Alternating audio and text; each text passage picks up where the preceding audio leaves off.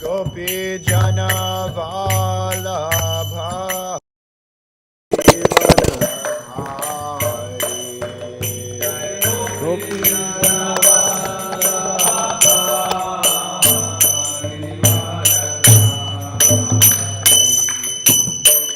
Yashoda Nandana Vraja Janaranjana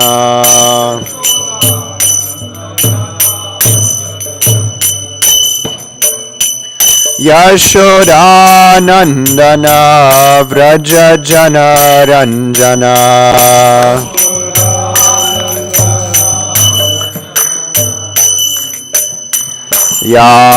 Yamunatira Vanachari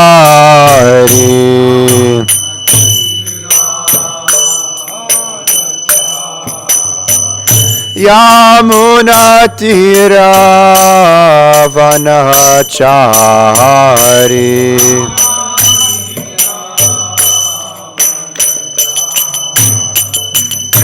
Jaya Radha Madhava Kunja Bihari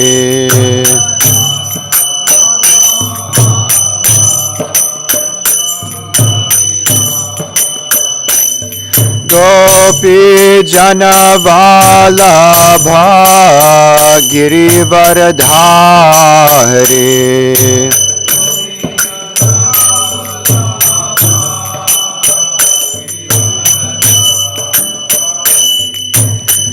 Yashoda Nandana Vraja Janaranjana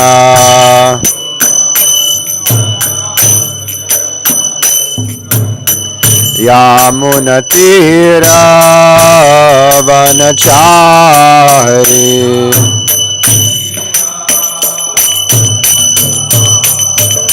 Jaya Radha Madhava Kunja Vihari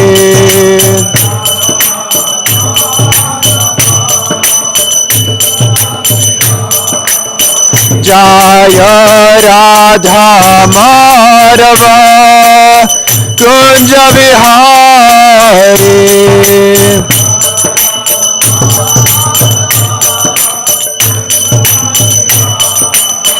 Hare Krishna Krishna Krishna Hare Hare Hare Rama Rama Rama Hare Hare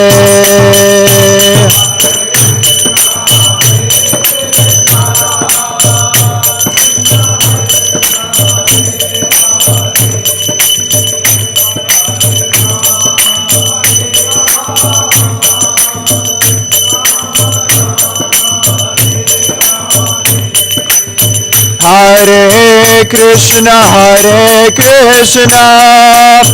Krishna Krishna Hare Hare Hare Rama Rama Rama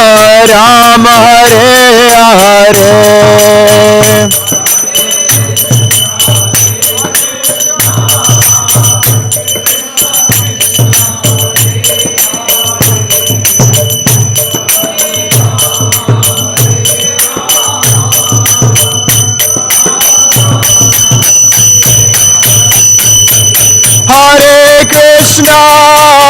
Krishna Krishna Krishna Hare Hare Hare Rama Rama Rama Hare Hare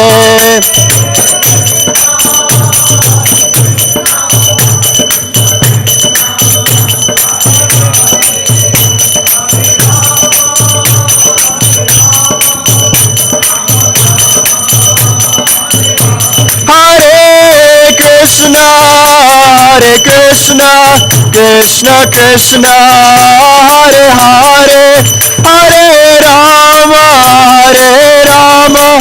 Rama Rama Hare Hare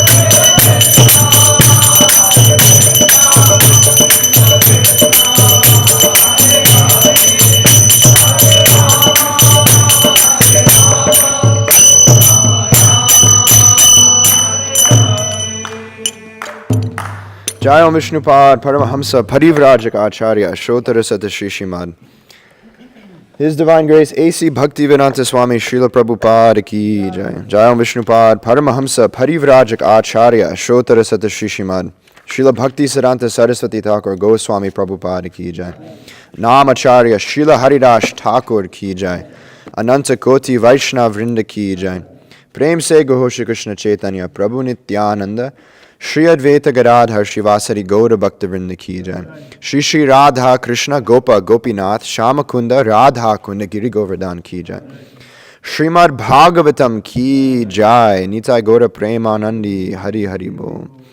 All glories to the assembled devotees, Hare Krishna. All glories to the assembled devotees, Hare Krishna.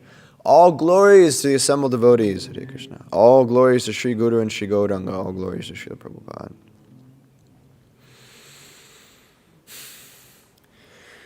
Om Namo Bhagavate Vasudevaya.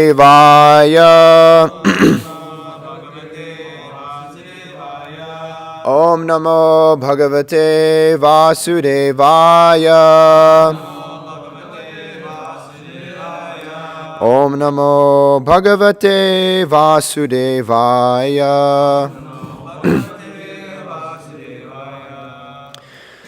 Reading from the third canto of Srimad Bhagavatam, the 8th chapter, titled Manifestation of Brahma from Vishnu. And today, if I'm correct, we'll do 23 and 24. Jita Grish, is that correct? 23 and 24? Okay. We did 22 yesterday, right? Rishi? Okay. So you can pull up text number 23. Brahma just meditated for 100 years. That's ecstatic. Okay, so we'll recite 23 together, and then I'll go through the verse, translation, and purport for 24.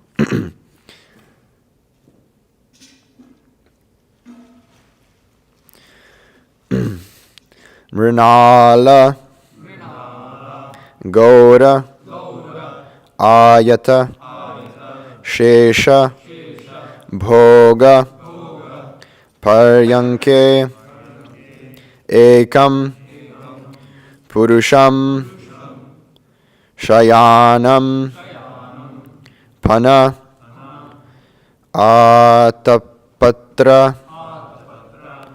Ayuta Murdha Ratna Dyubhihi Hata Dvanta Yuga Anta Toye Mrinala Gora Yata Shesha Bhoga Mrinala Gora Yata Shesha Bhoga Paryanka Ekam Purusham Shayanam Paryanka Ekam Purusham Shayanam Pantata Patra Yuta Murdharatna Pannata Patra Yuta Murdharatna Dyubhirhata Dvanata Yuganta Toye Dyubhirhata Dvanata Yuganta Toye Mrinala Gora Yata Shesha Bhoga Paryanka Ekam Purusham Shayanam Hanatapatra yutamurdharatna Dyubhirhatadvanta yugantatoye Mrinala yatashesha bhoga Paryanka ekam purusham shayanam Fanatapatra yutamurdharatna Dyubhirhatadvanta yugantatoye. Please chant.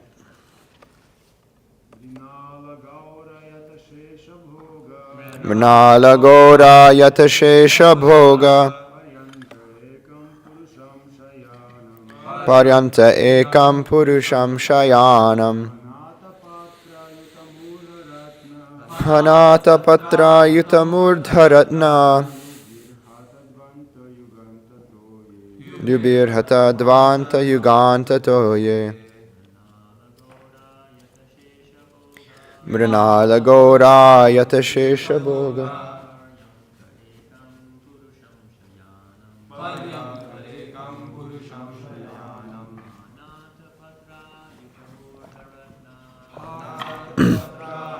Murtaratna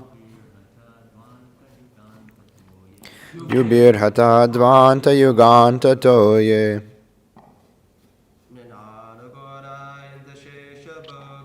Mrinala Gaura Yatashesha Bhoga Paryanka Ekam Purusham Shayanam Vanatapatra Yutamurdharatna Dyubhirhatadvanta Yugantatoye Mrinala Gaura Yatashesha Bhoga Paryanka Ekam Purusham Shayanam Atapatra Yudamurtaratna Dyubhirhatadvanta Yugantatoye Mrinala Gaura Yatashesha Bhoga Ekam Purusham Shayanam Patra Mudamurtaratna Dyubhirhatadvanta Yugantatoye.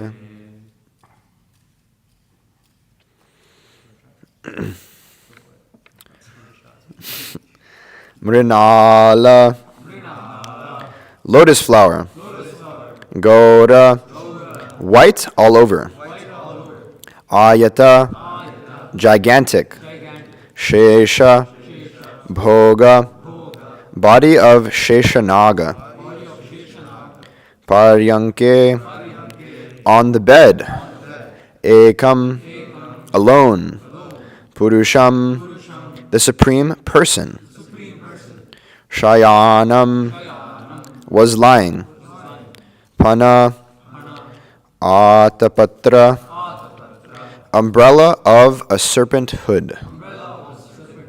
Ayuta bedecked with. Murdha head. Ratna jewels. Dyubhihi by the rays. Hata Dvanta darkness dissipated. Yuga Anta devastation. Toye in the water. Translation by His Divine Grace A.C. Bhaktivedanta Swami Srila Prabhupada. Brahma could see that on the water there was a gigantic lotus-like white bedstead, the body of Sheshanaga, on which the personality of Godhead was lying alone. The whole atmosphere was illuminated by the rays of jewels, bedecking the hood of Sheshanaga, and that illumination dissipated all the darkness of those regions. So I'll recite the next verse and go through the translation and purport. Preksham kshipantam harito paladre sandhya baniver ururukma murdnaha ratno dadharo shadi so manasya vanashrajo venu pujang gripangrehe. The luster of the transcendental body of the Lord mocked the beauty of the coral mountain. The coral mountain is very beautifully dressed by the evening sky, but the yellow dress of the Lord mocked its beauty. There is gold on the summit of the mountain, but the Lord's helmet bedecked with jewels mocked it. The mountain's waterfalls, herbs, etc., with a panorama of flowers seemed like garlands, but the Lord's gigantic body and his hands and legs, decorated with jewels, pearls, tulasi leaves, and flower garlands, mocked the scene on the mountain. Purport. The panoramic beauty of nature, which strikes one with wonder, may be taken as a perverted reflection of the transcendental body of the Lord. One who is therefore attracted by the beauty of the Lord is no longer attracted by the beauty of material nature, although he does not minimize its beauty. In Bhagavad Gita 2:59, it is described that one who is attracted by Param, the Supreme, is no longer attracted by anything inferior. Om Jnana Timirandasya Jnananjana Shalakaya Chakshuru Militam Yena Tasmai Shri Guruve Namaha Shri Chaitanya Manobhishtam Stapitam Yena Bhutale Svayam Rupa Kadamahyam Dadati Svapadantikam Vandeham Shri Guru Shri Utaf Parakamalam Shri Gurun Vaishnavamscha Shri Rupam Sagrajatam Sahagana Raghunatam Vitam Tam Sajivam Sadvetam Savadutam Parijana Sahitam Krishna Chaitanya Devam Shri Radha Krishna Padan Sahagana Lalita Shri Vishakam Vitamscha Hey Krishna Karuna Sindhu Dina Bandhu Jagatpate Gopesha Gopika Kanta Radha Kanta Namostute Tapta Kanshana Gaurangi Radhe Vrindavaneshwari Vrishabhanu Sute Devi Pranamami Hari Priye Vansha Kalpa Tarubhyascha Kripa Sindhubhya Evacha Patitanam Pavanebhyo Vaishnavebhyo Namo Namaha Nama Om Vishnu Padaya Krishna Prishtaya Bhutale Srimate Bhakti Vikasa Swaminiti Namine Nama Om Vishnu Padaya Krishna Prishtaya Bhutale Srimate Bhakti Vedanta Swaminiti Namine Namaste Sarasvate Deve Gauravani Nirvishesha Shunyavadi Paschatya Deshatarine Jaya Shri Krishna Chaitanya Prabhu Nityananda Shri Advaita Gadadhara Shivasari Gaura Bhakta Vrinda Hare Krishna Krishna Krishna Hare Hare Hare Rama Rama Rama Hare Hare. Brahma could see that on the water there was a gigantic lotus-like white bedstead, the body of Sheshanaga, on which the personality of Godhead was lying alone. The whole atmosphere was illuminated by the rays of the jewels bedecking the hood of Sheshanaga, and that illumination dissipated all the darkness of those regions. The luster of the transcendental body of the Lord mocked the beauty of the coral mountain. The coral mountain is very beautifully dressed by the evening sky, but the yellow dress of the Lord mocked its beauty. There is gold on the summit of the mountain, but the Lord's helmet bedecked with jewels mocked it. The mountain's waterfalls, herbs, etc., with a panorama of flowers seemed like garlands, but the Lord's gigantic body and his hands and legs, decorated with jewels, pearls, tulasi leaves, and flower garlands, mocked the scene on the mountain. So this is continuing here. We're hearing about Lord Brahma and his search and contemplation, desire for the purpose of his life, and specifically looking for the source of everything, where everything is coming from, where all of this around him has originated. He's looking for the source of everything. And as we heard previously, he was meditating for a very, very long time. Previously, people could meditate all day, every day, pretty much. Nowadays, it's pretty hard for us to even chant our 16 rounds for about 2 hours every day. We find this to be very, very difficult. But as Rishi Kumar Prabhu was making the point that this intense time of meditation, it wasn't necessarily like the easiest thing in the world, but these people, especially Lord Brahma, whose body is completely made out of intelligence, things like meditation, tapasya, it comes very, very naturally for them. And now we've sort of come to the, penultimate of this chapter, where Lord Brahma has finally gotten darshan of the Supreme Personality of Godhead.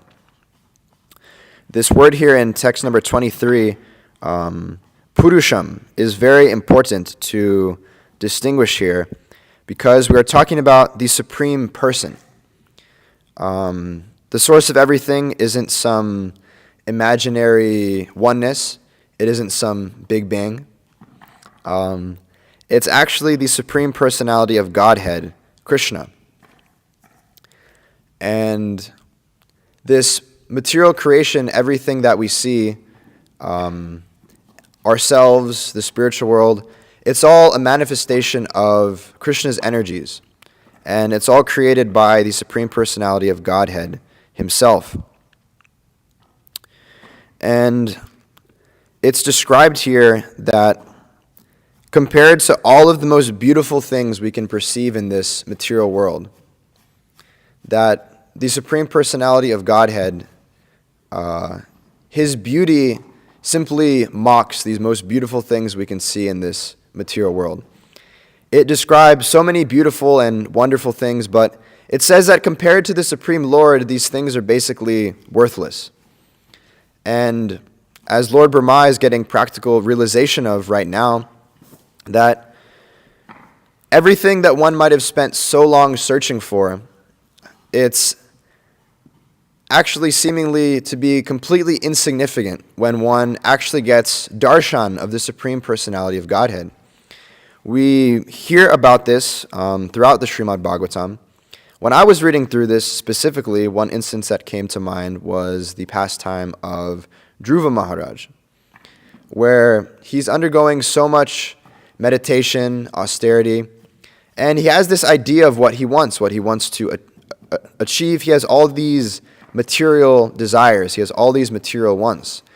But as soon as he gets darshan of the Supreme Personality of Godhead, it's described that all of his material desires, they immediately just vanquish. They immediately go away because everything that he previously desired and more is completely satisfied just by seeing the form of the Supreme Personality of Godhead. Because this is ultimately the thing that's going to satisfy everybody. These impersonalists, these impersonal philosophers who can't see beyond just the material manifestation and impersonal energy of the Supreme Personality of Godhead, they ultimately turn out to be unsatisfied because they aren't coming to this ultimate realization of the transcendental body of the Supreme Personality of Godhead, the wonderful form that Krishna has. They aren't able to come to this realization. So they're still left to be completely unsatisfied. Right? You meet so many people that go down this path of impersonalism, especially at these different expos and conventions. We meet so many people that have gone through this impersonal philosophy. And I was talking with Amayama Prabhu when we were at one of these conventions, and we were like, these people, they're still so frustrated.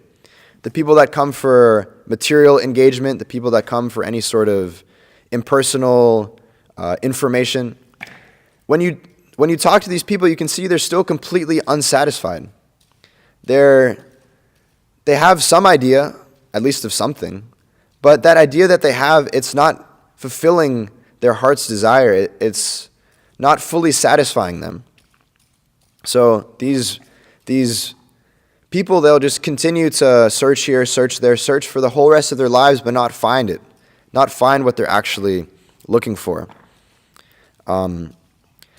And this description here in Srimad Bhagavatam that we get, we see specifically in the earlier cantos here, we have a lot of comparison of this Mahatattva, a lot of this describing how through what we can already perceive in the material nature, we'll be able to see the Supreme Personality of Godhead. There's this beautiful picture in the 11th canto. I don't know if you could possibly pull it up. Who has the thing? Suresh? Do you know what picture that I'm referring to? It's like on the back of one of the cantos, but it basically shows like all this beautiful creation of the material world.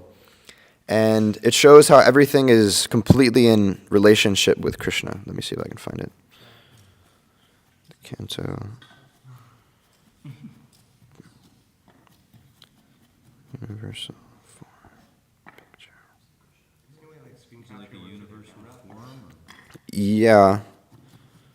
Is there no way that screen capture was in the camera? Maybe screen capture the canto over it. Is that a possibility? Can you try that? Can you just look at it? If you can find that. It's right there on the table. Is it the one with the red background? It should be in part 2 of the 11th canto. Anyway, I found it here on my phone. I can send it to you, Suresh.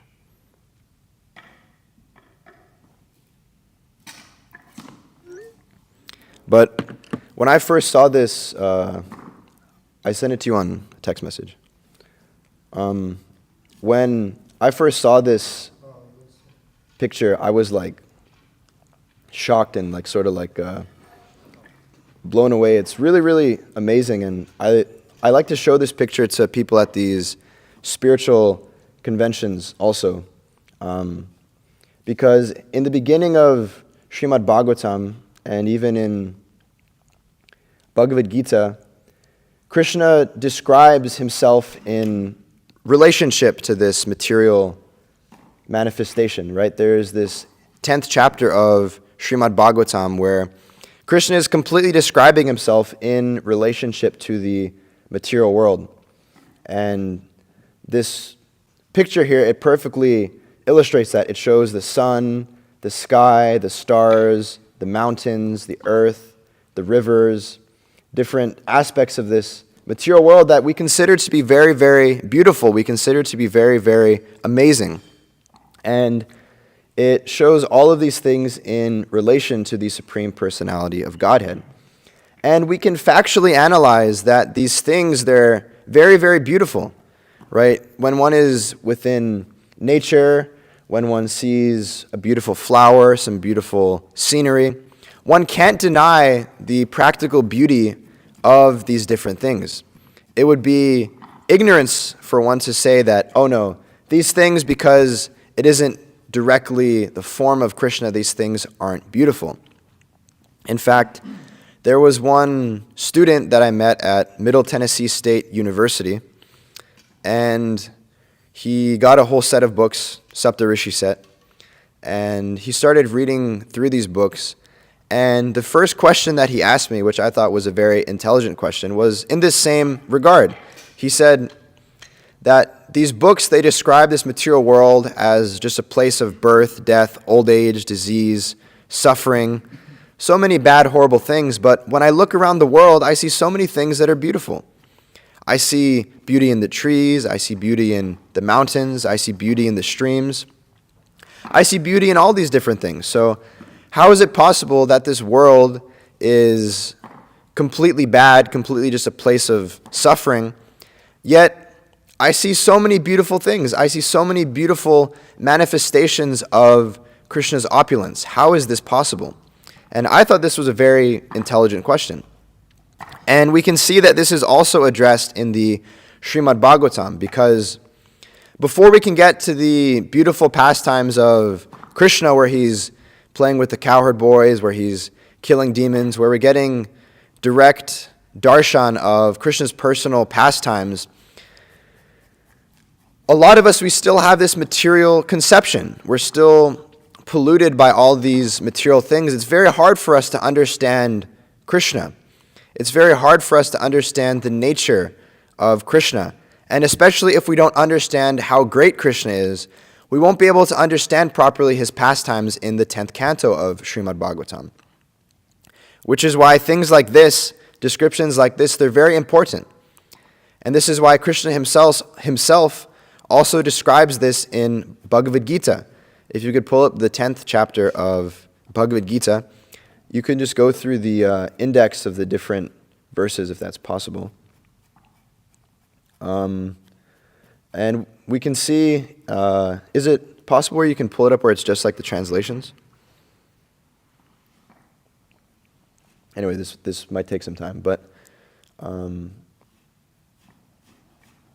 anyway. So we can see throughout this 10th chapter of Bhagavad Gita, Krishna describes that out of mountains, I am like this. Out of rivers, I am like this. Out of all snakes, I'm like this. You can scroll down a little bit. You can keep going. You can keep going down a little bit. The other one was better. He's describing here how his opulence is endless. He's describing out of the stars, he's the moon. Out of the mountain, he's Meru. Out of meditation, he's Japa. Out of elephants, he's Airavata. Out of the cows, he's the Surabhi. And you can go down to 39, 40, and 41. I think that's it. At the very end here. That Krishna says, "Furthermore, O Arjuna, I'm the generating seed of all existences. There is no being moving or non-moving that can exist without me. O mighty conqueror of enemies, there is no end to my divine manifestation. What I've spoken to you is just a mere indication of my infinite opulences.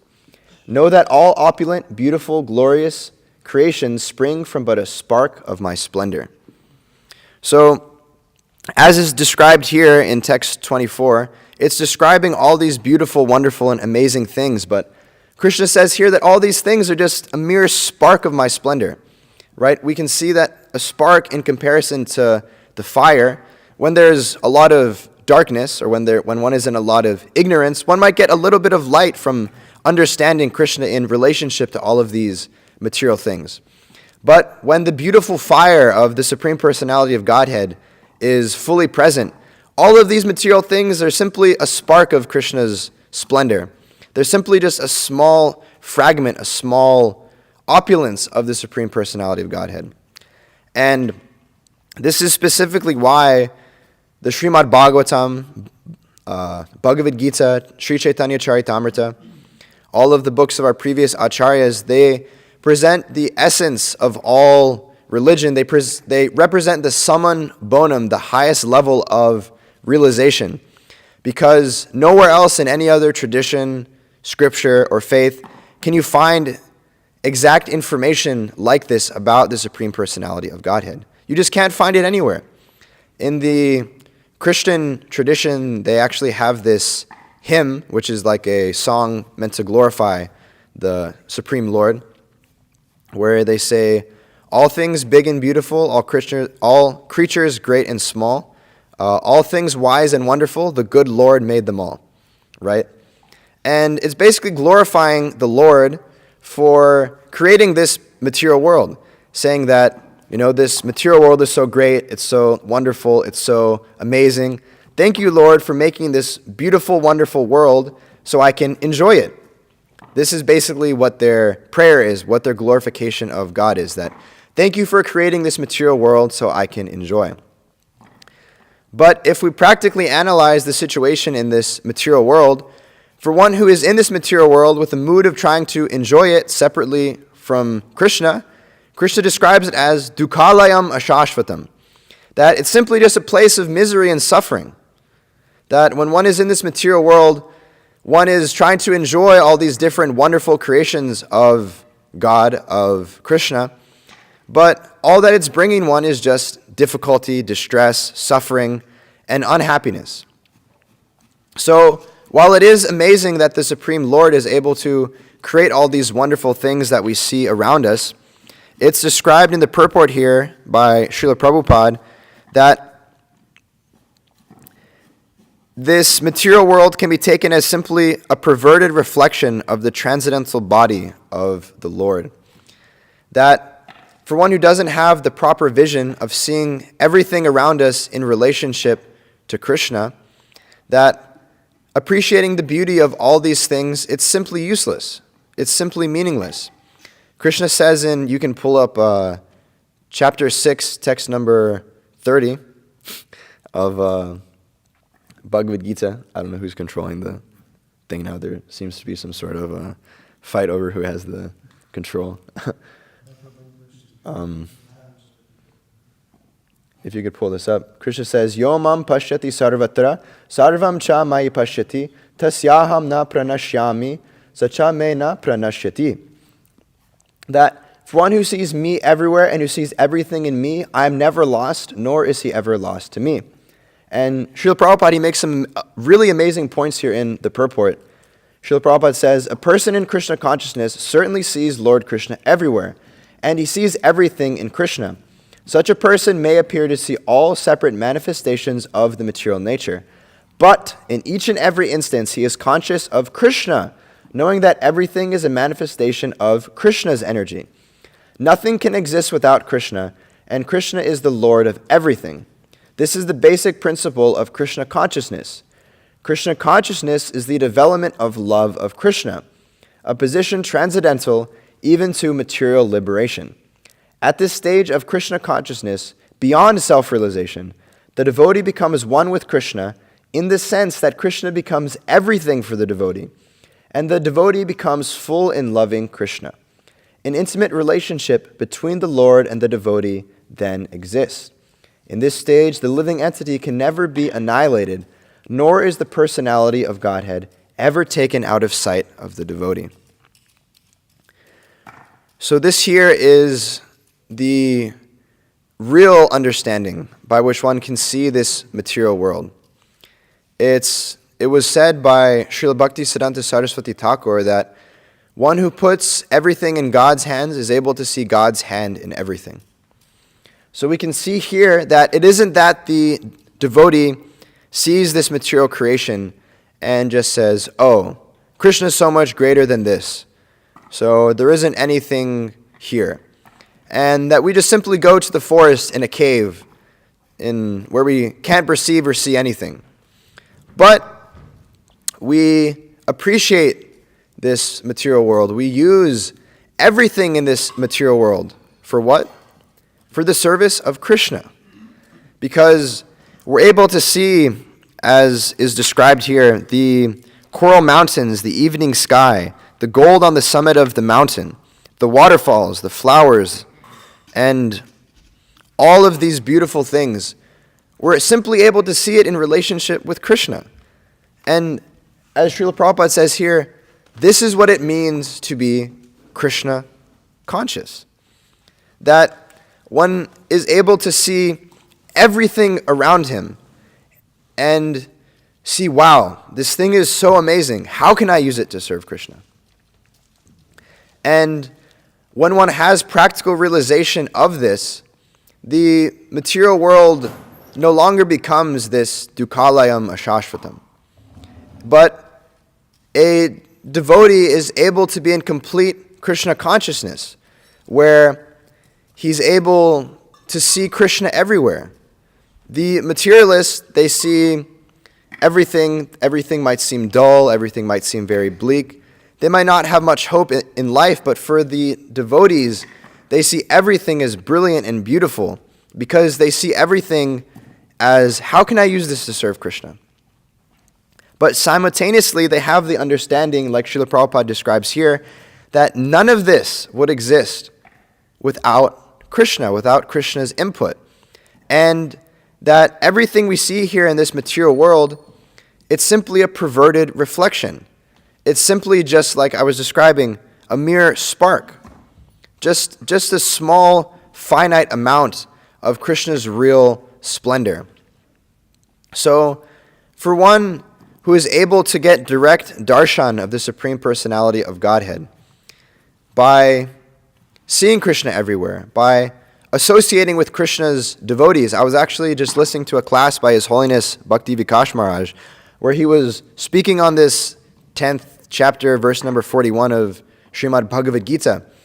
And he said, actually, a better representation than seeing this material world, a better way to see Krishna is actually to associate with Krishna's devotees. Why is that?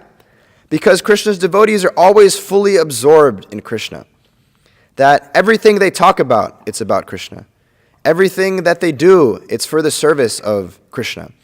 When one is looking at the material world, there's a slight possibility that one might think, oh, maybe this time I can use this for my service. But when one is in the association of the pure devotees, they're always reminded about Krishna. Because they're always taking Krishna prasadam, they're always hearing about Krishna, they're always chanting about Krishna. They're always hearing about the wonderful name, form, glories, and pastimes of the Supreme Personality of Godhead. And in this way, as Srila Prabhupada describes in this second chapter, verse number 59, this param drishtva nivartate, that simply by just relinquishing the lower taste, one doesn't actually become free from it, but by getting that higher taste and becoming fully absorbed in that, then one naturally loses the attraction for that lower taste. So not only by seeing Krishna in everything in the material world, but specifically by associating with the devotees of the Supreme Personality of Godhead, we're really able to perceive practical realization of the Supreme Personality of Godhead. And we're able to, perceive this wonderful form of the Supreme Lord perfectly with the garlands, the jewels, the pearls, the tulasi leaves. We're able to see all of these wonderful pictures here, but we're able to actually have vision of that. The vision of the pure devotees is they aren't just seeing these as pictures, they aren't just seeing the deities as just statues on the altar, but they're actually seeing the pastimes of the Supreme Personality of Godhead right before them. So we should take the opportunity to associate with these personalities. And one other way that it's highly recommended that we can have direct and practical darshan of the Supreme Personality of Godhead is by chanting Hare Krishna. Because Krishna, he's non-different from his name. Right? We can all chant Hare Krishna, Krishna Krishna, Hare Hare, Hare Rama, Rama Rama, Hare Hare. And we can get practical vision, and we can have Krishna directly dancing on our tongues, because he's non-different from his holy name. It's also described if one wants to see Krishna, one should engage in book distribution, because Krishna is also non-different from his transcendental literatures. Krishna's words that he speaks in Bhagavad Gita, the descriptions of Krishna in Srimad Bhagavatam, it's non-different from the Supreme Personality of Godhead.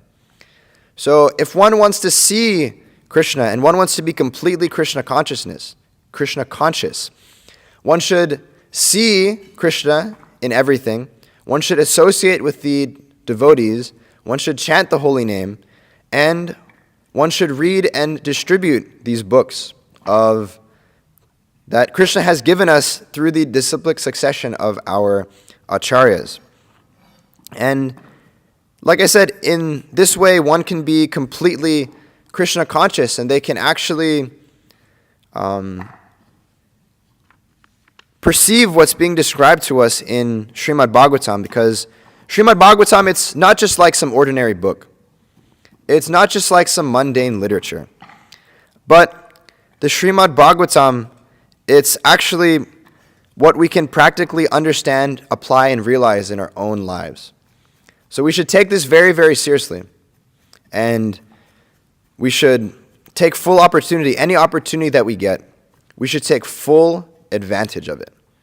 Any small chance that we get to serve the devotees, any free time that we have, we should realize that just engaging things in anything that I can possibly see as being separate from Krishna is completely useless.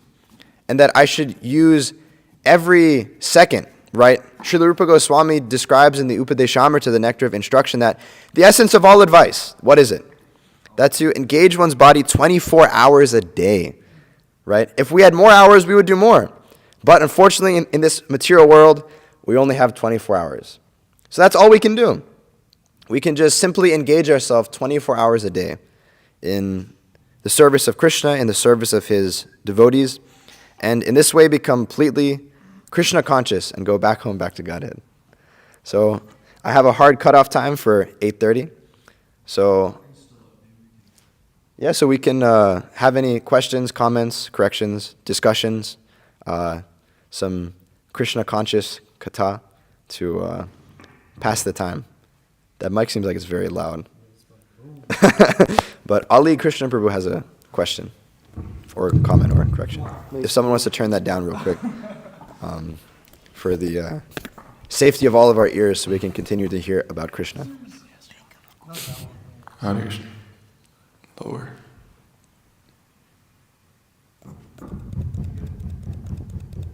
Can some Hare expert be assigned to this, please? So, we strive to see everything in relation to Krishna. Mm-hmm. Now, sometimes, let's just take an example of like, we are out somewhere and then we hear like some song we used to listen to, or even just like, you can hear just a couple words from a song. It's not even the song, but you just hear some words of a song, and you start thinking about this old song you listened to, and then it's like Maya.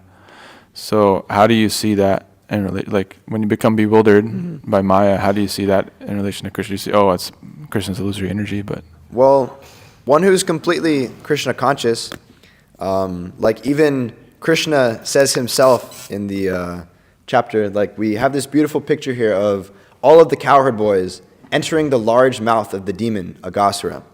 And one who hasn't heard this pastime before, they might think, that's kind of like a strange painting, right? Why are all these people willingly entering the mouth of a big snake? But it isn't like these cowherd boys didn't know that this was a big snake. But they say that, oh wow, a mouth of a great serpent has opened and wants us to come inside and eat us. Well, might as well do something today. So, and anyway, Krishna will save us if this is a big demon that's just trying to kill all of us. And Krishna's there and he's thinking, how amazing is my illusory energy of Maya? Of course, this like isn't Yoga Maya, or it's, how is it? It is Yoga Maya. It is Yoga Maya, but it's not Mahamaya. But still, even Krishna, he's experiencing, wow, how great is my illusory energy? So one can have that understanding where they're like, wow, Maya is so great. Krishna's creation of Maya is so great. Or one can say that, wow, Krishna is so great that he's even inspiring the materialists to create some things that are inspiring, beautiful, amazing. Right? It's described that Krishna gives the intelligence, memory, and forgetfulness for everybody. So even the atheists that are able to come up with such amazing speculations and theories are like, a string theory? Like, how did one even come up with a string theory? Like, a string is just something used to like tie your shoes and to like use for these kartals, but like using a string to describe like multiverses, it's actually pretty amazing. So one who's completely Krishna conscious, they're even to see, wow, Krishna is giving this person the intelligence to bewilder themselves to such a high degree and to be like so stupid that it's amazing. Really, some of these things, they're amazing. So one who is fully Krishna conscious, actually they won't be bewildered by these things, but they'll say, wow, Krishna has kept this person in so much Maya that they're still inspired by these things. Or wow, Krishna is so great that he can even inspire the atheists to come up with these great theories and things like this. So for one who's completely Krishna conscious, they'll be able to see Krishna is the source of everything, and everything is actually coming from Krishna. But for an actual Krishna conscious person, they'll not just hear all these material songs and think, wow, Krishna is so great. But Krishna is directly present in things like the songs of the acharyas and the words of the Srimad Bhagavatam in his holy name. So, like I said, it's some level of realization, like is described.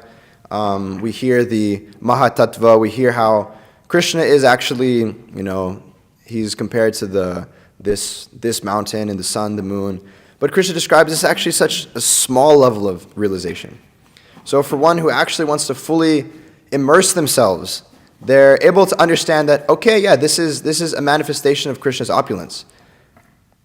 But I should tell this person about Srimad Bhagavatam, about Krishna consciousness, so they can actually experience this amazing bliss of Krishna consciousness that I'm experiencing.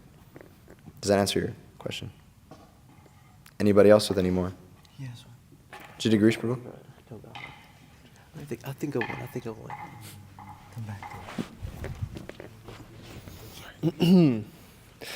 So you see people that go out in nature, like karmis that go out in nature. Obviously, we understand material nature is material, but people, maybe their initiation into spiritual life, or at least what they think of spiritual life, or having some idea that there is a spiritual life, is, you know, they may go in nature and that may inspire them. And so I was thinking, like, why is this? Is this just because one idea is they see some magnificence beyond, or some artistic work beyond, like just something made by humans, and that reminds them of God. But yeah, I don't know. Do you have any thoughts on this? Yeah, I mean, we can see that, you know, places that are very sattvic, places like this where you're in nature, you have a nice stream, it's very calm, it's very peaceful. It's actually helpful for one's consciousness also.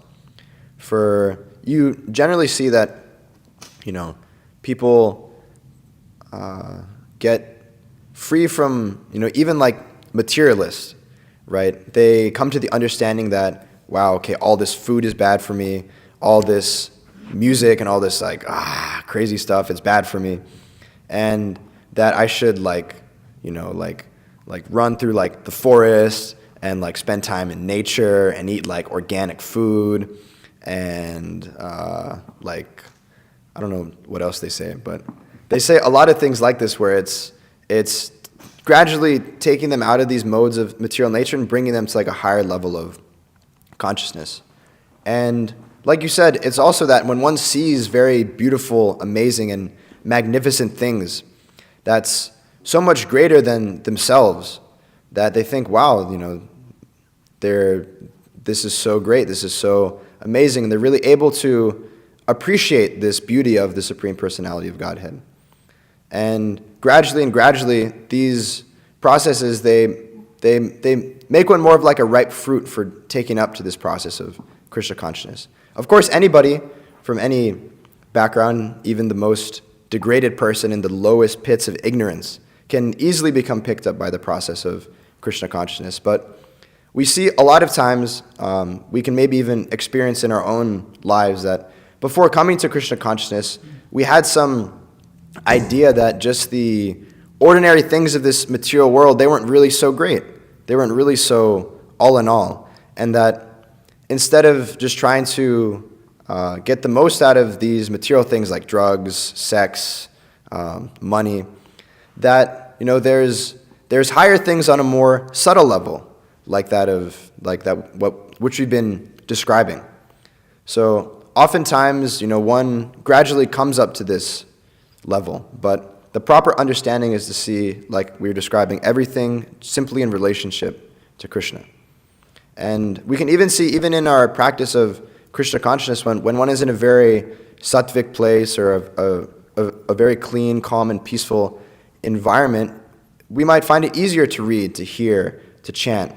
When our senses aren't just being like bombarded from everything of the material world, and we're just constantly like seeing this advertisement, seeing this car light, seeing like all this artificial stuff. Even for us, we might be able to derive some sort of benefit from that. So we don't say that actually all these material things are useless, but we just say, okay, how can you see this thing in relationship to Krishna?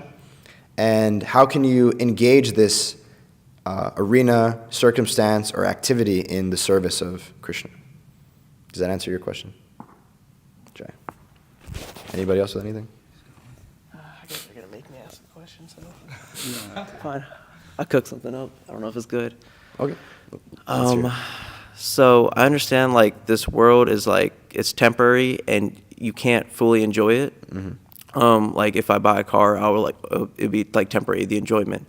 But what about like experiences, like lifelong experiences? For example, skydiving or the birth of a child. Mm. So would that also still be temporary? It's Yeah, not 'cause like I mean, material based. Even we can experience in this world ourselves, there's people that get dementia. There's people that have complete loss of memory.